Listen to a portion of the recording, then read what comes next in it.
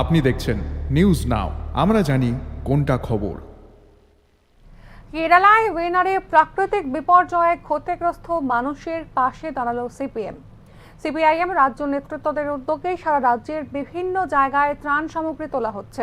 উল্লেখ্য, কেরালার পার্বত্য জেলা ওয়েনারের কয়েকটি গ্রামে ভূমিধসে মৃতের সংখ্যা বর্তমানে বেড়ে দাঁড়িয়েছে ৩০৮ জন।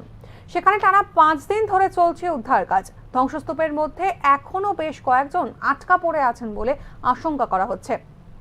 কেরালার স্বাস্থ্যমন্ত্রী বীণা জর্জ জানিয়েছেন, ওয়েনারের চুড়ালমালা ও মুন্ডাকাইয়ে ভূমিধসে মৃতের সংখ্যা বেড়ে ৩০৮ জন হয়েছে শনিবার সকাল পর্যন্ত।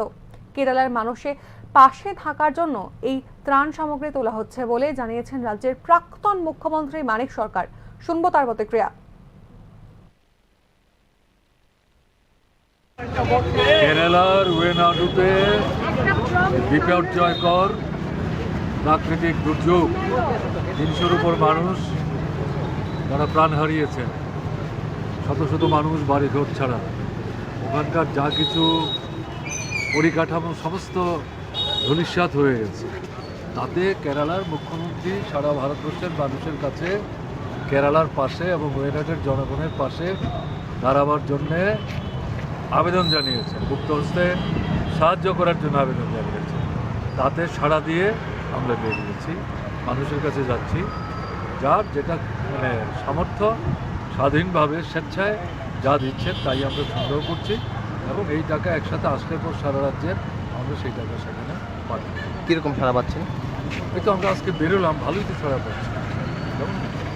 ত্রিপুরার মানুষ বিপন্ন মানুষের স্বার্থে সবসময়ই দাঁড়ায়। কাজে আমরা যেতে পারলে সবার কাছ থেকে সাড়া পাই। Thank you. এদিন প্রাক্তন মুখ্যমন্ত্রী মানিক সরকার ছাড়াও আরও অনেক সিপিআইএম নেতৃত্বরা উপস্থিত ছিলেন এই ত্রাণ সামগ্রী তোলার জন্য রাস্তায় নেমেছিলেন।